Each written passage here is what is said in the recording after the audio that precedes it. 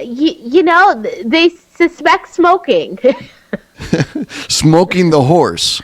Smoking the horse. Yeah, we'll go with that. What are you doing up there late at night? We're smoking the horse.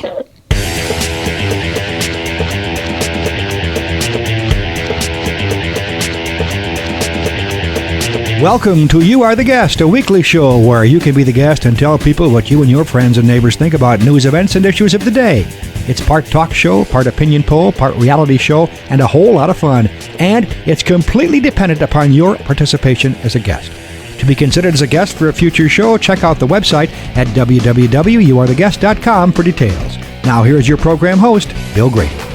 Greetings from the great city of Fort Dodge, Iowa, and welcome to show number 35 of You Are the Guest, the show where we talk to everyday people just like you and me about their lives and about the issues of the day.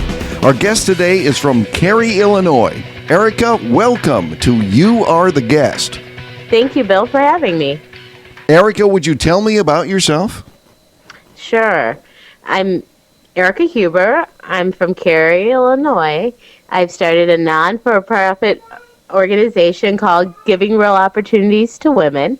It's an organization that provides women at risk of being on welfare or who are on welfare the opportunity to get themselves off of welfare, whether it is through education or through career choices.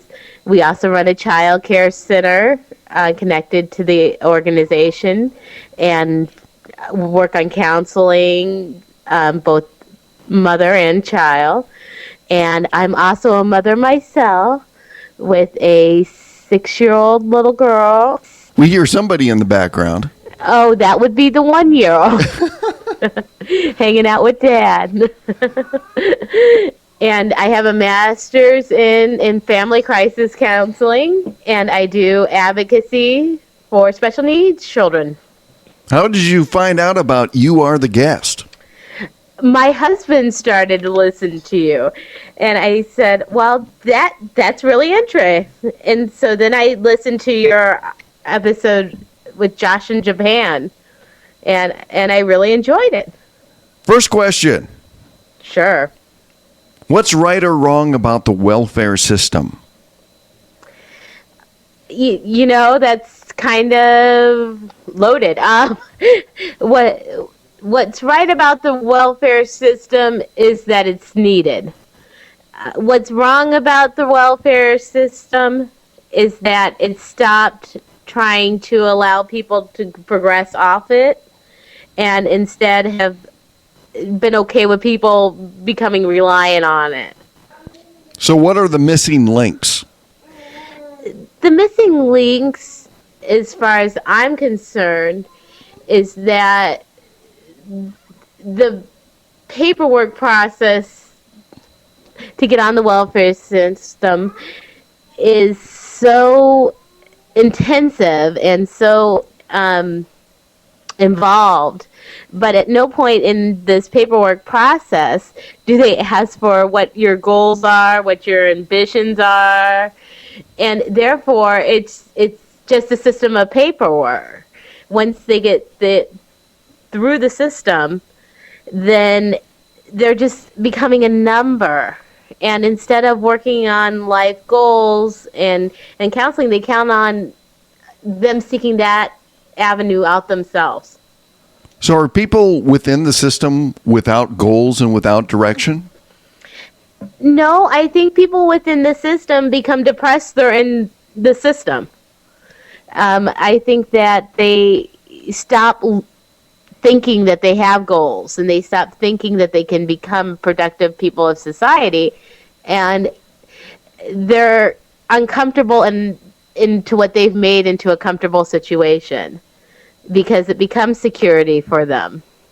And also with a lot of the women I deal with, we call them excuses, but the welfare system allows them not to go out and seek a job because they can't afford the child care and they can't afford the transportation to and from, and they'd rather be with their children.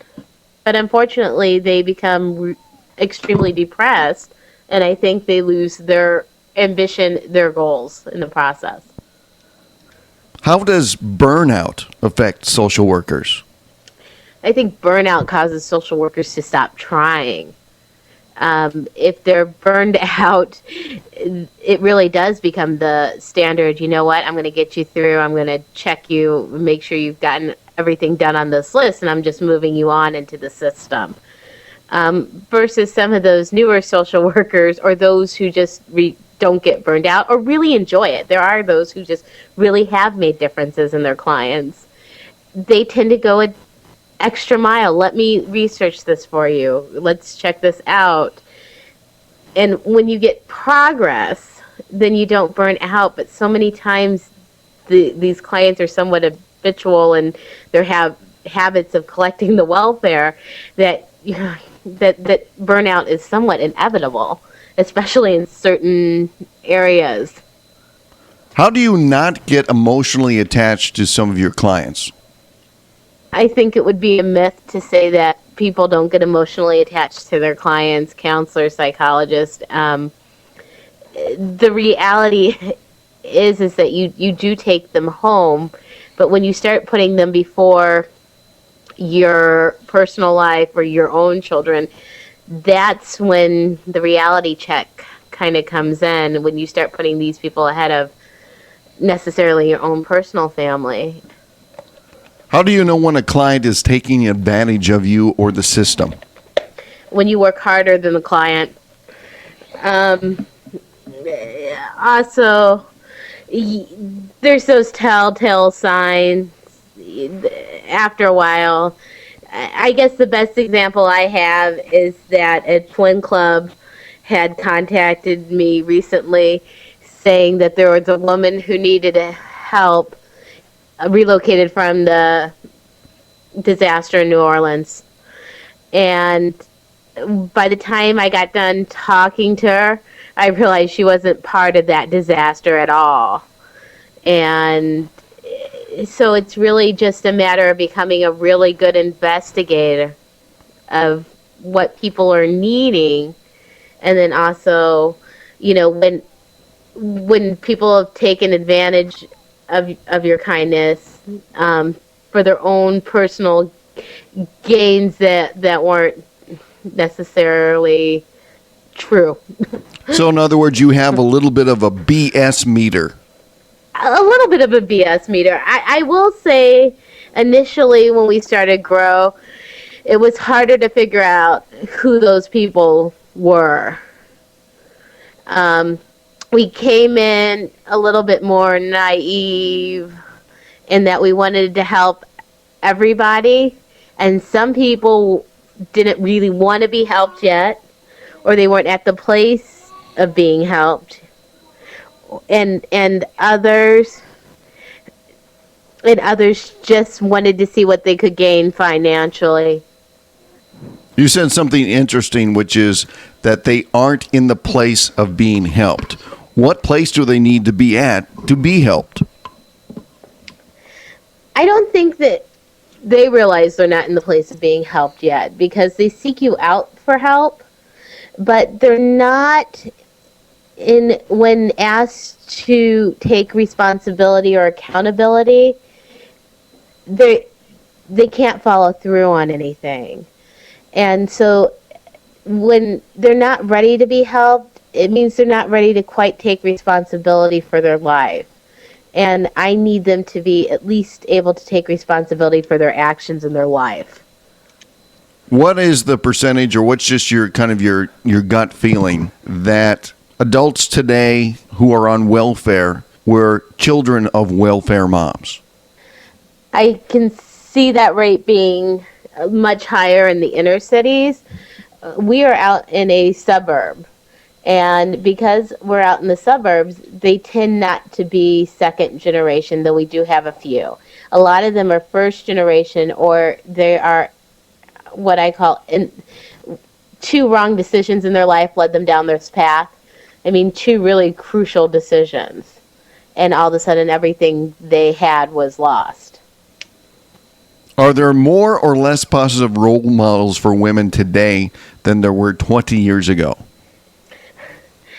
I think there's more positive role models for women than there were 20 years ago. Name But one. where we find a unbelievable number of women wanting to go into teaching and in nursing, because that's the only thing they have really seen women do. It takes a lot of work for me to steer a woman down a technology path, or steer a woman more towards electricians and those types of blue collar jobs, because they don't have the women role models. Could you name one? A one woman role model that was a computer. Yeah, or somebody, a woman role model in technology. A woman role model in technology. You know what? I couldn't personally, but I think my role models tend to be in the field of social work and counseling. So I actually have to seek out mentors for these women who are great in these fields. Who are women looking up to in their gender? Are they looking toward the politicians, or are they looking toward movie stars and entertainers? I think those movie stars and entertainers are everywhere. I think they're not often into the political and the politicians. Actually, I think they feel like they have had a disservice done to them by the politicians in one way, shape, or form. Can you give me an example of that? Right now, the TANF, the Active Needy Families and Services, they've been reworking that in almost every state. And every time that gets reworked, money gets taken away from them, and not necessarily any form of help offered in other areas. It's just decreasing the money. So they look at this as the government just moving on without providing them any services. They also look at being somewhat forgotten by a state that finds it acceptable for them to work 24 hours and make money to raise their children, but not spend any time with their children. So I think they feel like the government at times is the enemy, and others just aren't aware of the government, especially when entertainment and what Britney Spears, or if Jessica and Nick are still together, are on the front of the magazines and on every news show. I saw something on TV that was kind of interesting, and they were posing the question, are women getting the wrong role models, especially when they see quote-unquote gold diggers such as Anna Nicole Smith? Mm-hmm. What's your thoughts? I think I have a lot of women through G.R.O.W. who believe that if they would just find the right husband, that they would be taken care of. And that kind of goes to the Anna Nicole Smith philosophy. It disheartens me in many ways that they keep bringing men into their children's lives to take care of them, because they're under the philosophy just one good man can take all this away. And many times the type of men they find in this circumstance are not going to do that for them. So how do you break them away from that white knight syndrome? Giving them back the confidence in themselves. Sometimes it is a year of hand-holding almost at every decision. And unfortunately, in many of these women's cases, too, the public school systems that they were in had labeled them very young as not being achievers. And I always find it amusing when we send them to like their first semester of classes. 90% of my women become straight A students because they have the interest in learning. They want to learn now, but they always come back and say, I'm smart. I really am smart. For years they thought they weren't smart. And that's when those white knights can come in, because they really don't think they can control their lives. They really don't know any better.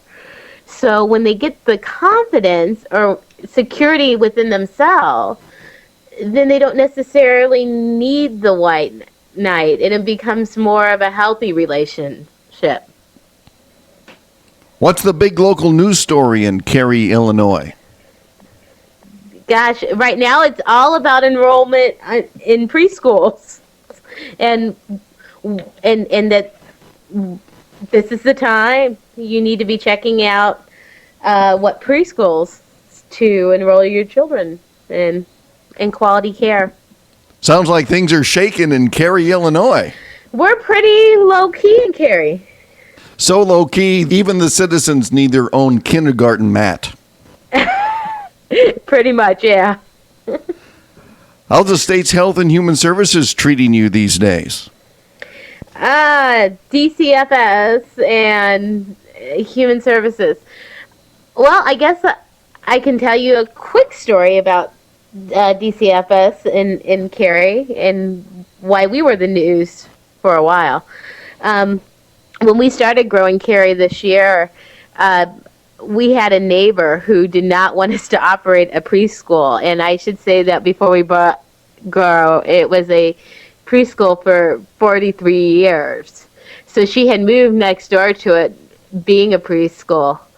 And when we bought it, she was so set that we wouldn't operate it that she called DCFS every day.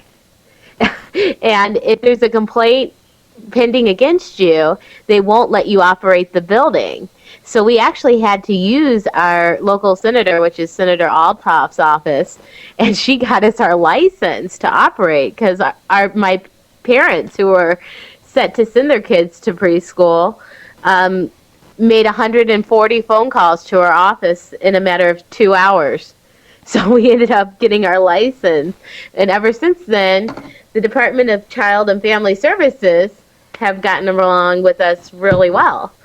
And as far as the social works and the welfare offices go, we've always had a great relationship. Did you ever think about bribing your neighbor with cookies and brownies? You know, I think she's just one of those neighbors who has made it her personal cause not to operate, not to run G.R.O.W. I used to joke I was going to hire someone as public relations, and that would just be their job to keep her in line. I have a neighbor like that out here in my neighborhood. We just want to keep them quarantined. It's pretty much that. The other neighbors of where the building are absolutely wonderful individuals, and they do a lot of work into keeping her somewhat at bay. So I appreciate all of them. What are your thoughts about the U.S. port deal? You know, I don't have much of a thought on the U.S. port deal, except that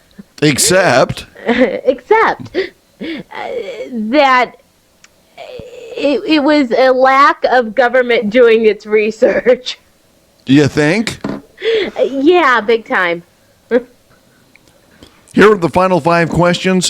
What's a little known fact about autism? That it affects 1 out of 150 children. Is that on the rise from where it was 10 years ago? Oh, definitely. Reasoning behind that is purely speculation by professionals. We've gotten better at diagnosing it. Environmental insults. That we do know that children with autism don't digest metals, and the amount of chemicals that contain metal fibers and things like that can cause autism. And that's where the vaccination issue comes into play, is that there's metals in vaccinations, or there used to be metals in vaccinations. And there's now some research saying that parents have now been exposed to a certain chemical, and at the time of conception, that has been passed on, which is causing autism. So we're looking at now more environmental issues than ever before. Are there any national landmarks in Cary, Illinois? We are in a national landmark, sort of. The Cary building that we have is 100 years old. It used to be the Hertz family mansion, and they had a Kentucky Derby winner. And there's rumors, not that I want my backyard dug up, but they buried the Kentucky Derby winner on the property with the winnings. I've yet to find out if that's the jockey or the horse.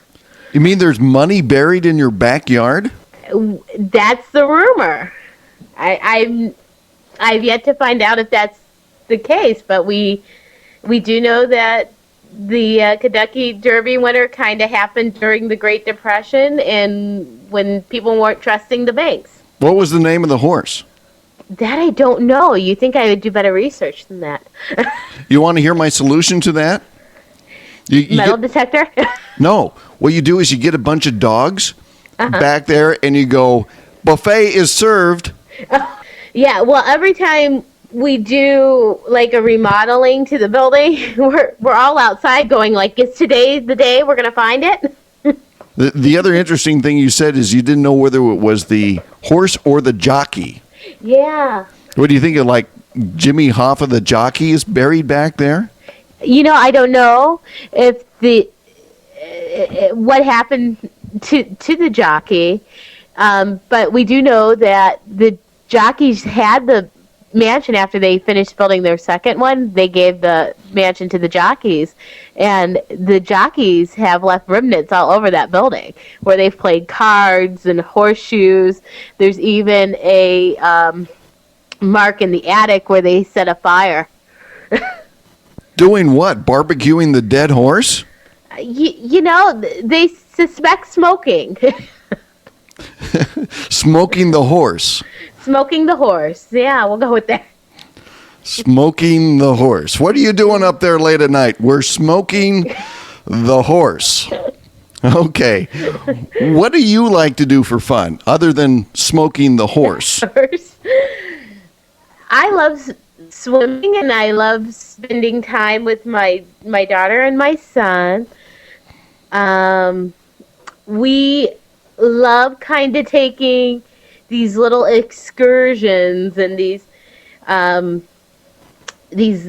little walks through nature paths and things like that. But low-key things. I always say there's so much drama at my work, I don't need it at my home. Good for you. Like dead horses in your backyard. Kids, That's don't right. bring home those dead horses. Yeah, we're really anti-dead horses at home. Good for you. Me too. What's the funniest daycare story you could share with us today?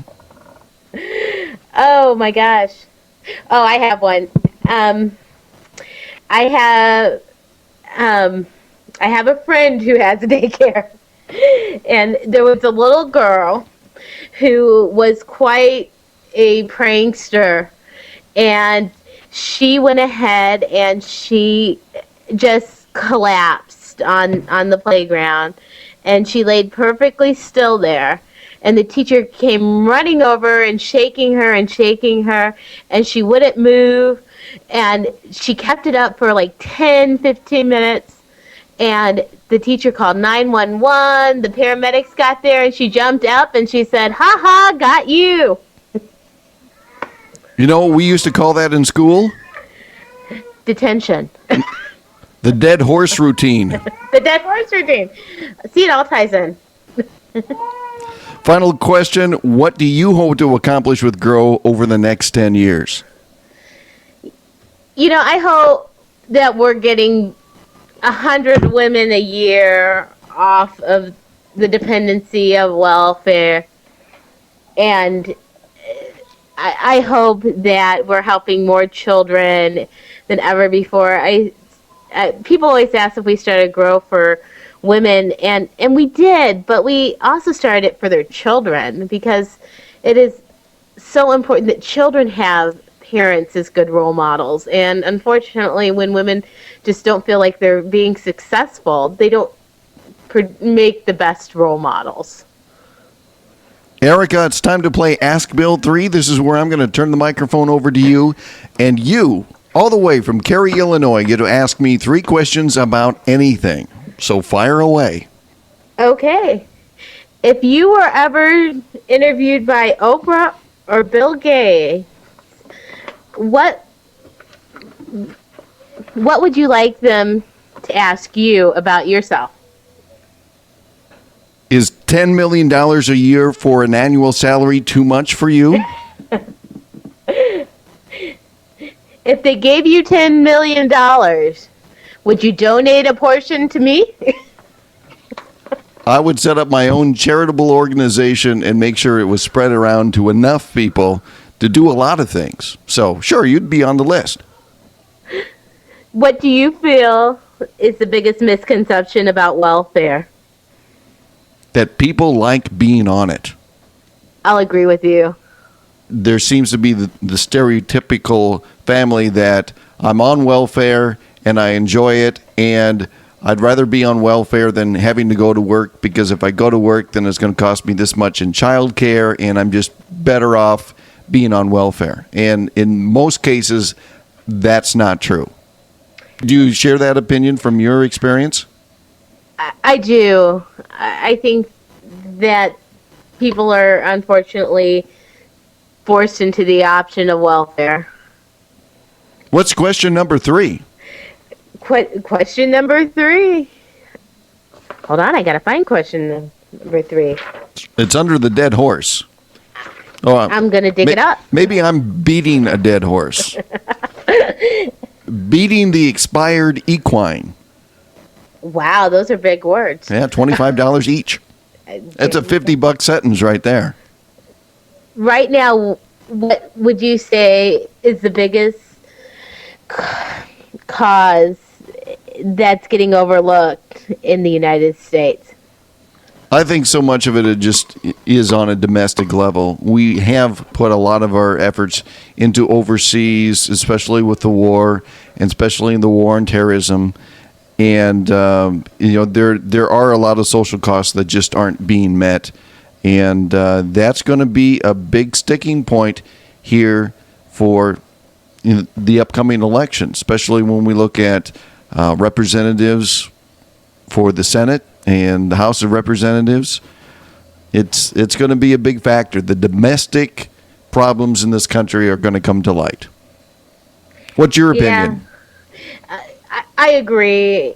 And every non-for-profit that I work with gets a little nervous when Republicans have the majority, because we feel like those domestic issues get kind of swept under the rug. Aren't you afraid of how the Democrats are portraying themselves, though? Oh, yeah. We, unfortunately, too, they run a little bit too parallel to the Republican Party on domestic issues. And I think what brings more domestic issues to light is when more women are in office as well, and diversity. As a quick poll, who do you think is going to be the Democratic nod for 2008? Oh, well, in the state of Illinois, we love Barack Obama, but we don't see that necessarily happening. You know, right now Hillary Clinton stands a pretty good chance, but I think it's almost too early. Oh, I think the Republicans are setting her up. They're going at her and just saying, don't send Hillary in. Whatever you do, don't send Hillary in. And everybody's going to vote for Hillary, and then she's just going to take one punch to the chops, and she's going to be out like a light, and the Republicans are going to gain control. I'm actually concerned about that myself. Yeah. You heard it here first. We'll see if the predictions are right. Erika, do you want to tell about your podcast and also a little bit more information about G.R.O.W? Sure. Um, we do the Grow podcast. It really talks about uh, women's issues, special needs issues for children, family issues, and counseling. It's about 7 minutes long. It's just good, solid advice and experiences. Um, it's as a local reviewer said, it's nichey, and it is nichey. It has its niche, and for those who are interested in family or family advice or have a special needs child, then it's a great podcast, and it really has helped promote Grow and what Grow is trying to do. So we're really happy to be one of the first non-for-profits to do a podcast.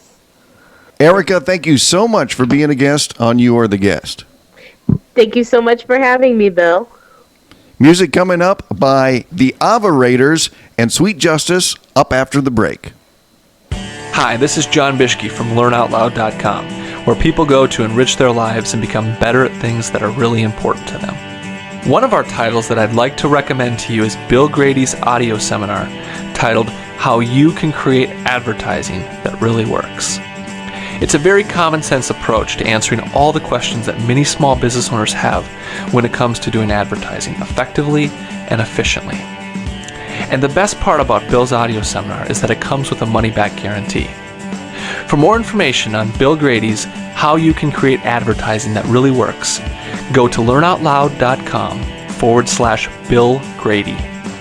Learnoutloud.com, changing the way the world learns. If you'd like to be a guest, it's real easy to find out how. Just go to our website at www.youaretheguest.com and click Be the Guest for all the details. That takes care of another edition of You Are the Guest from the great city of Fort Dodge, Iowa. I'm Bill Grady. Thanks for listening. Set it off, get it on, get right, just walk right down the hall. Got a feeling coming over me that we're gonna do it all night long. She's going mad every day, just a thinking and a talking to herself. Yeah, she's got the fever that's taking me higher all night long. So get up, you're not the only one. So get up, get up and walk right out. So get up, you're not the only one. So get up, get up and walk right out. Yeah.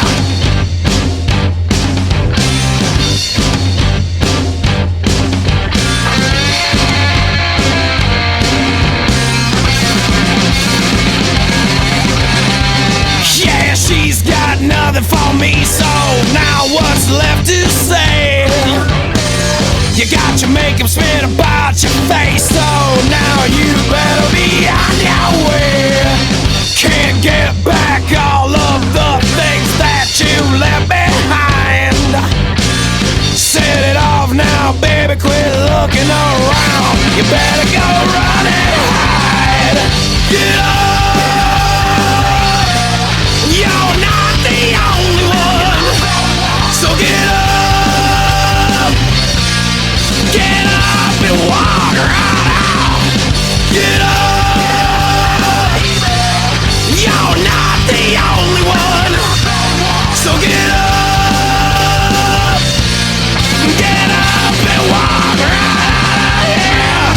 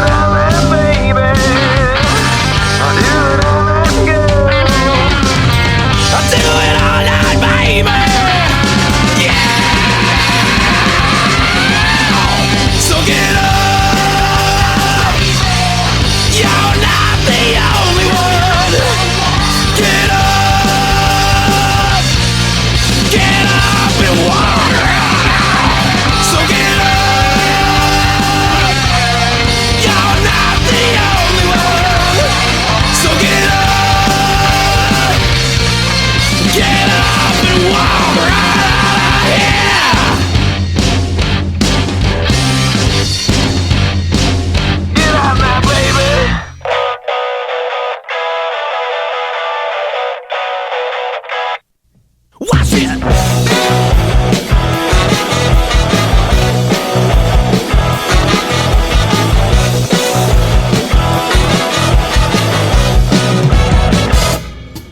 got a man, and everything that's around you is so fake.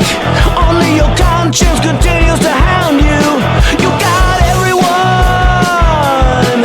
wrapped around your bony finger. I'm gonna be there at your funeral. I'll be the singer. I'll make your family scream and shout. You know you sold me out. Shit, you're such a bitch. I'm just a whiny little dog. Give you a stitch, or maybe 3 or 4. Is that your hand reaching in my pocket, or just a claw? Just a claw trying to steal my wallet. I put my fist right in your mouth. You know you sold me out.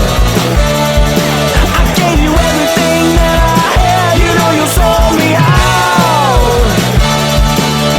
You stabbed me in the back. You know you sold me out. I gave you everything that I had. You know you sold me out. You stabbed me in the back. You know you sold me. It's a 2-ton breakdown, and I like it that way. It's time to put up or shut up.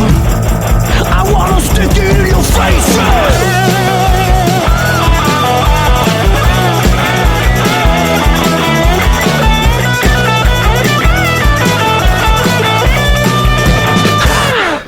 You took my words, and then you tried to take my music. I got a verb. It starts with F and I suggest you use it. I got 5 little fingers, point 4 of them down. So only one stands, you ain't around. So everyone laughs and you're sorry inside. When you're loud and you're damaged, it'll take a bite. I take my fist and I knock you out. You know you sold me out. I gave you everything that I had. You know you sold me out. You stabbed me in the back. You know you sold me out. Out. And everything that I had. You know you sold me out. Yeah. You stabbed me in the back. Wow.